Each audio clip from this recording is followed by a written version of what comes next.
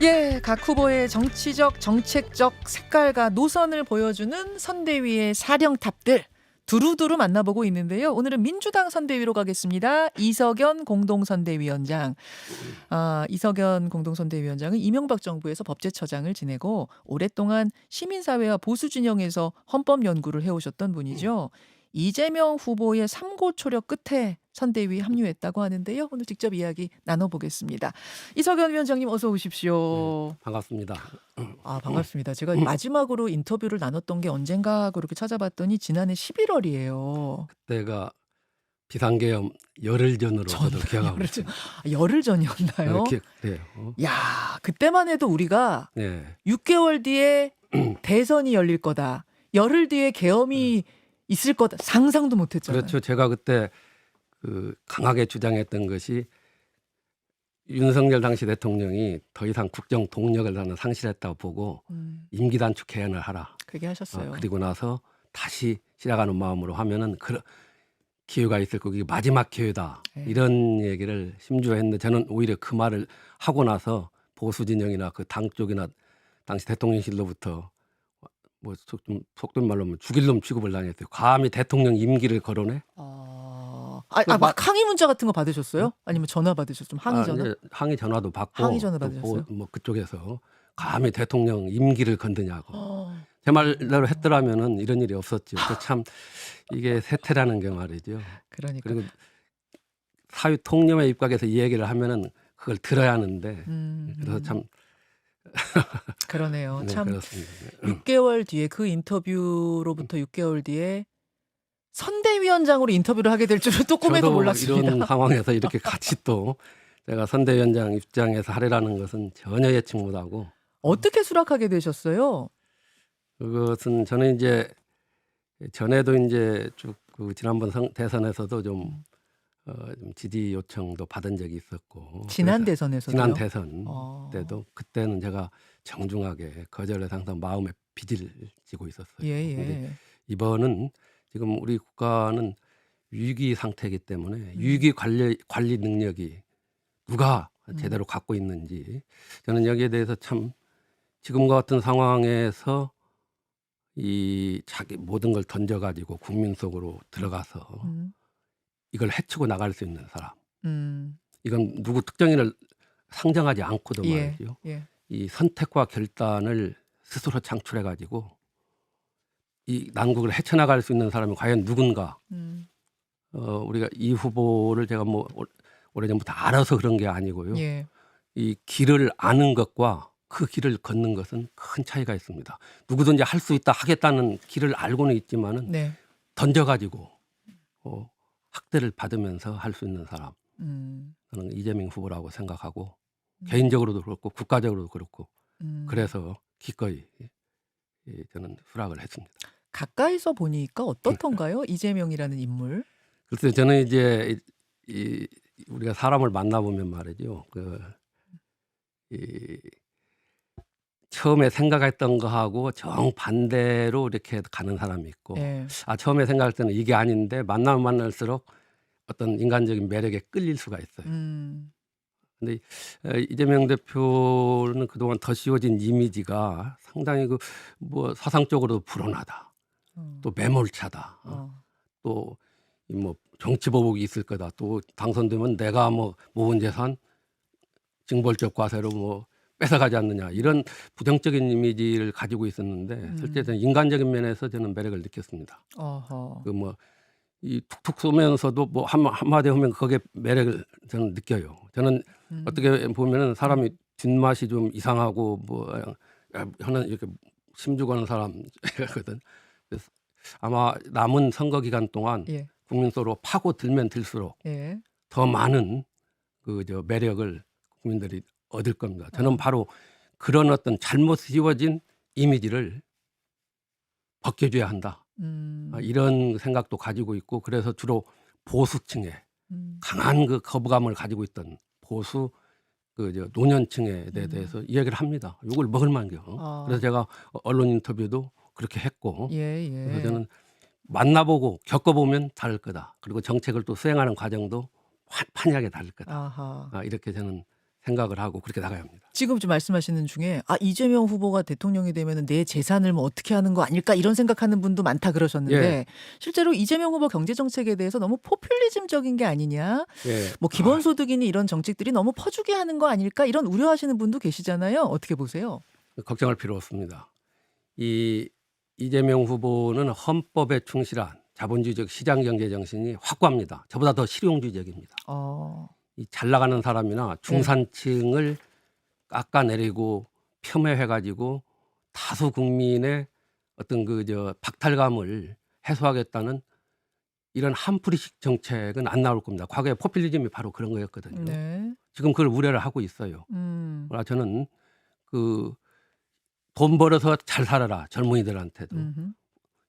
본인도 그런 얘기 했잖아요. 나 주식 투자해가지고 많이 잃기도 하고 또 그 외에 또 어느 정도 만회도 하고 있다. 또 내가 지금 민간인으로 돌아가면 99.9% 주식 투자할 거다. 그럼 주식이 잘 뛰고 뭐 하려면 기업이 살아야 하거든요. 기업이 살아야 경제가 살고 나라가 제대로 돌아가고 국민의 생활이 윤택하다.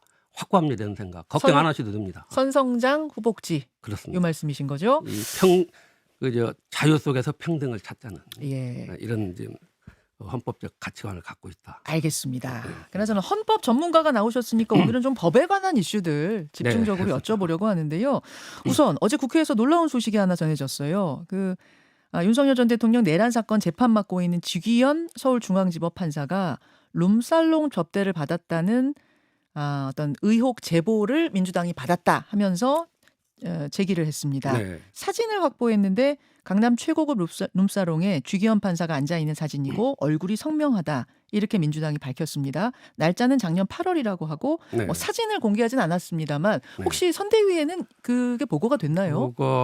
어제 선대위 때는 보고가 안 됐고요.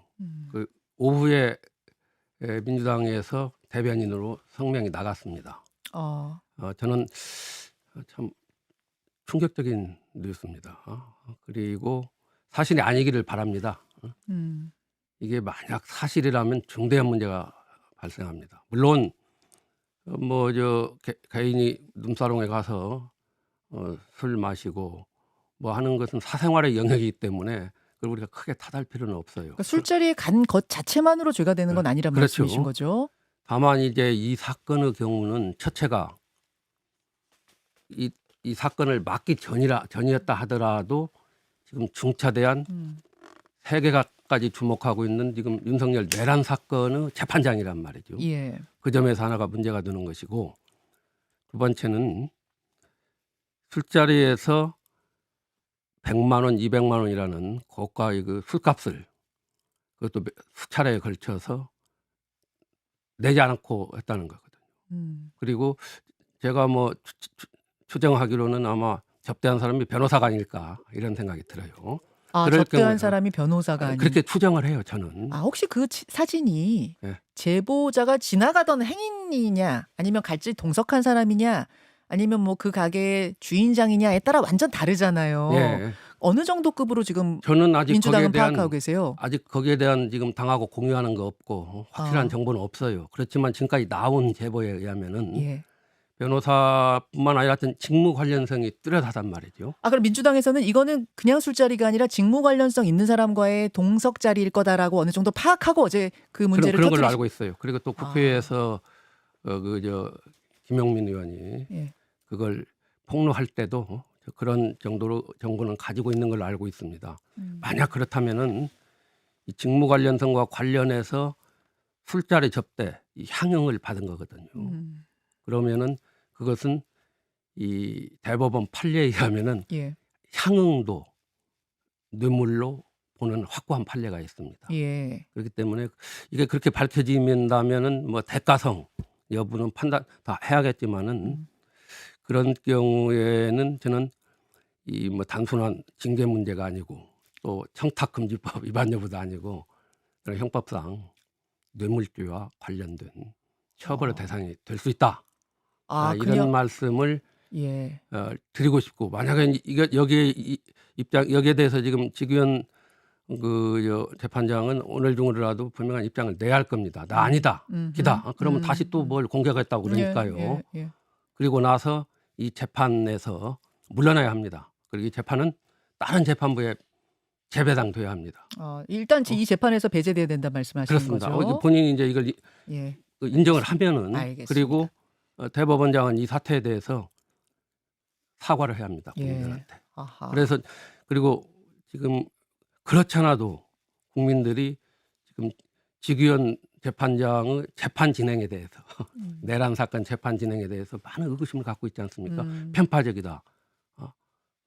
제가 그걸 좀 더 밝히고 싶어요. 제가 그 질문 안 그래도 드리려고 했는데 그 윤 전 대통령 지금 불구속 상태에서 재판을 받고 있잖아요. 물론 여론에 따라서 구속 불구속을 결정하는 건 아닙니다만 윤 전 대통령의 경우에는 워낙 중한 범죄인데 비해서 너무 특혜 아니냐라는 논란은 사실 석방 당시부터 있었어요. 그렇습니다. 요건 어떻게 보십니까? 그래요. 지금 한간에는 유유자적하면서 맛집 투어를 하고 있다는 이런 소문까지도 뭐 돌고 있습니다만은 사실 지금 그 윤석열 전 대통령 제가 뭐 존칭을 씁니다만은 윤석열 피고인이죠. 존칭을 씁니다만은 윤 피고인에 대해서는 지금으로서는 구속 취소의 취소 다시 말씀드리면은 재구속 사유가 충분히 지금 발생했다고 저는 봅니다. 구속 취소의 취소. 그러니까 재구속이죠. 그 재구속은 또 이게 법적으로 요건이 이제 충족돼야 명확한 지금 된다면서요? 규정은 없지만은 제가 이제 한 가지만 예를 들겠습니다. 지금 그 윤 피고인이 민간인으로 돌아와 가지고 다시 또 추가로 기소를 했습니다. 직권남용하고 권리행사 방해죄. 다른 죄로. 이건 이제 민간인이기 때문에 가능해요. 그리고 그 재판부가 병합을 했습니다. 그러면서 검찰은 그 구속 뒤에 다시 석방된 사람에 대해서는 동일한 범죄로 구속할 수 없다는 형사소송법 규정이 있어요. 이것 때문에 구속을 안 했다. 이건 틀린 말입니다. 제가 말씀드리겠습니다. 이 형사소송법에는 그렇게 되어 있지만은 윤석열 피고인은 직권남용 혐의로 기소가 됐어도 그 기소는 무효입니다.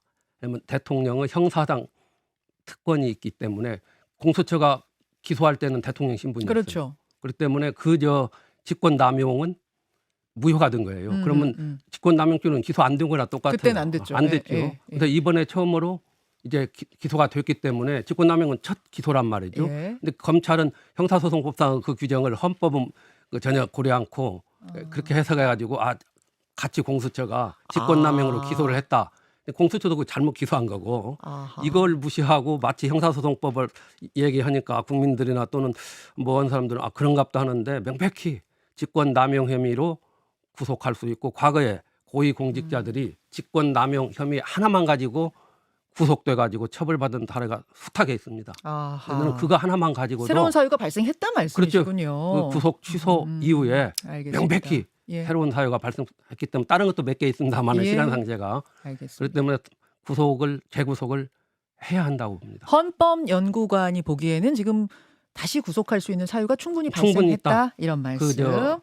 직권남용 그 하나 혐의만 가지고도 그 다음에 한 가지만 더 말씀드리죠. 재판 진행과 관련돼 가지고 비공개로 진행하고 있어요. 이것은 명백히 국민의 알 권리를 침해한 겁니다. 재판 공개 원칙의 예외보다도 국민의 알 권리가 우선합니다. 지금 군 관련자들 비공개로 하고 있습니다. 이건 재판부가 헌법의 국민의 알 권리, 국민 주권의 원리 이걸 무시한 아주 위헌적인 저는 진행이라고 보고 또 하나는 금년 12월까지 재판 공판기를 정해놓고 있어요. 이게 재판 안 하겠다는 겁니까? 뭡니까? 알겠습니다. 풀어주고 천천히 하겠다. 그 재판부는 다른 사건 거의 배당 안 받고 있는 걸로 알고 있어요. 빨리 진행하십시오. 그런 부분들 지금 헌법연구관으로서 따끔한 일침 주셨어요. 이번에는 또 다른 사법부 이슈로 좀 넘어가죠. 이건 이제 민주당과 관련된 건데 어제는 이재명 후보 3심 담당했던 대법관 12명에 대해 청문회 열렸고요. 조희대 대법원장에 대한 특검법을 법사위에 상정했습니다. 그리고 공직선거법상 허위사실 공표죄에서 행위 부분을 빼는 개정안이 법사위 통과했고 이제 이게 본회의를 통과하면 이재명 대표는 면소가 됩니다. 그리고 대법관의 수를 기존 14명에서 100명으로 증원하는 내용의 법원조직법 개정안 그리고 현재 3심제를 4심제로 변경해서 대법원 판결에 헌법소원 제기할 수 있도록 하는 헌법재판소법 개정안 상정됐습니다. 이거 말고도 좀 더 있더라고요. 그런데 저는 이 이슈들 다 어떻게 보십니까? 글쎄요. 저는 이제 발의만 했고 지금 그 정무적인 차원에서 검토를 하고 있는 걸로 알고 있는데요. 이게 마치 사법부의 독립을 침해하고 법원을 압박한다 이런 식으로 되어 있습니다. 그중에서 저는 몇 개 예. 중에서 저는 이 사실 헌법 84조 해석은 그런 법 없이도 충분히 저는 재판이 정지되는 게 헌법의 기본 정신이에요. 그 얘기는 예전부터 쭉 하셨었던 하셨습니다. 거죠. 예, 그렇습니다. 예, 예. 그건 뭐 여기서 지금 길게 말씀드리지만 저는 확고합니다. 예. 그 헌법 정신. 그래서 그러한 헌법 그 정신을 취지를 살리면은 그대로 갈 수가 있는데 아마 불안해서 그런 것 같고 그러는데 그중에 몇 개의 법은 헌법의 정신을 구체화하는 헌법 구체화법입니다. 그게 그래서 어떤 법리적으로 예. 특히 이제 형사소송법상 재판이 정지된다는 법, 또 뭐 행위가 들어가고 하는 말이죠. 조형법정지를 구체화하는 거. 이러기 때문에 그 자체가 법리적으로 또 유연적이다 이렇게 주장하는 것은 타당하지 않다 봐요. 헌법 구체화법이에요. 그러면 그 법이 유연 소지가 있느냐 여부는 나중에 재판의 전제가 될 때 헌법재판소에서 판단하는 건데 저는 헌법재판소가 헌법 84조 취지에는 새로운 사건을 수사해서 기소하는 것뿐만 아니라 진행 중인 재판에 대해서도 정지해야 한다. 재판을 정지해야 한다. 하는 게 확고합니다. 그러니까 이석연 처장께서는 전부터 헌법 84조에 대한 지금 해석이 분분한데 예. 그것은 대통령이 되면 재판 멈추는 것으로 해석할 수 있다라고 말씀하셨던 그렇습니다. 그 예. 부분이시고 예. 제 질문은 지금 예를 들어서 대법관 12명에 대한 청문회라든지 예. 대법원장에 대한 특검법 예. 어제 상정이 됐거든요. 예, 예, 예. 이런 부분들 어떻게 보시는가 글쎄요. 궁금해요. 저는 이제 대법원장에 대한 특검법 또 뭐 탄핵 뭐 이런 문제 등등 대법원장에 대한 청문회는 저는 처음부터 안 나올 줄 알았어요. 하나 정치 공세로 보고 그 특검법이나 탄핵 이런 것에 대해서는 신중을 기해야 합니다. 자제를 해야 한다고 봐요. 뭐 그렇게 안 해도 국민들은 판단하고 있고 또 다른 헌법의 정신에 의해서 하기 때문에 그러면은 저는 자제하기를 바라고 또 그렇게 조언을 할 겁니다. 당에 대해서도. 아, 조언하실 겁니까? 네, 네. 그럼 지금 법사위는 통과됐지만 상정됐지만 본회의 통과돼야지 마지막 통과인데 본회의까지 올리지 말아야 한다고 보세요? 그건 이제 상황에 따라 다르지만은 일종의 하나의 그 정치적인 어떤 정무적인 판단이기 때문에 본회의까지는 안 가리라고 봅니다. 안 가리라고 보십니까? 대선 전에 말이죠. 그것을 선대위에다가도 조언하신단 말씀이죠? 그렇습니다. 예, 예. 알겠습니다. 근데 이게 뭐 우리 이석연 처장님의 생각은 확고하신 것 같은데 거기까지 가면 좀 무리다라고 생각하시는 것 같은데 또 다른 정치인들 당의 지도부 입장은 조금 다른 것 같긴 하더라고요. 달라요. 탄핵 이야기도 나오고 막 이러니까요. 지난번에도 이제 특검법 발의 과정에서 전화 이제 그 강금실 저 선대위원장 예. 전 법무장관. 이건 좀 너무 지나치다 해가지고 그 당 지도부하고도 좀 지나치다는 의견도 전달하고 그랬어요. 그래서 일단 그 발의 자체가 보류가 됐습니다. 어제는 이제 발의돼 가지고 법사위는 통과된 걸로 알고 있어요. 예. 그래서 저는 그것도 좀 우리가 자제를 할 필요고 본회의까지 이어서 올라가지는 않으리라고 봅니다. 알겠습니다. 이석연 민주당 공동선대위원장 지금 만나고 있습니다. 이재명 후보 사실 어대명 이런 말을 일찌감치부터 했잖아요. 네. 여론조사가 계속 뭐 1등 달리고 있고 이런 상황이니까 득표 목표치가 역대 최대 득표율을 찍는 것이다 막 이런 말까지도 당에서 나오던데 어떻게 보십니까? 글쎄요. 저는 지금 국민적인 분위기나 전체적으로 볼 때는 이러한 추세가 더 높아가리라고 봅니다마는 혹시 일각에서도 뭐 그런 얘기도 들려요. 우리 몸 조심하자, 부자 몸 조심하자. 부자 몸 조심. 예. 이런 얘기도 들리는데 예. 이 얘기가 참 거슬리는데요. 그렇다고 해서 우리가 몸 조심하고 뭐 당선을 기다린다 절대 그렇지 않아요. 그렇게 가면 안 된다는 거죠. 어허. 문제는 선거 후에 집권 과정에서 어떻게 국민들을 바튼하는 문제이기 때문에 부자 몸 조심할 게 아니고 더 같이 가고 나눠줘야 합니다. 그리고 정말 어려운 환경에 처한 사람들과 그 머리를 맞대고 정말 그 사람들의 얘기를 정책으로 이렇게 받들어가는 과정. 그리고 이런 말이 있잖아요. 네.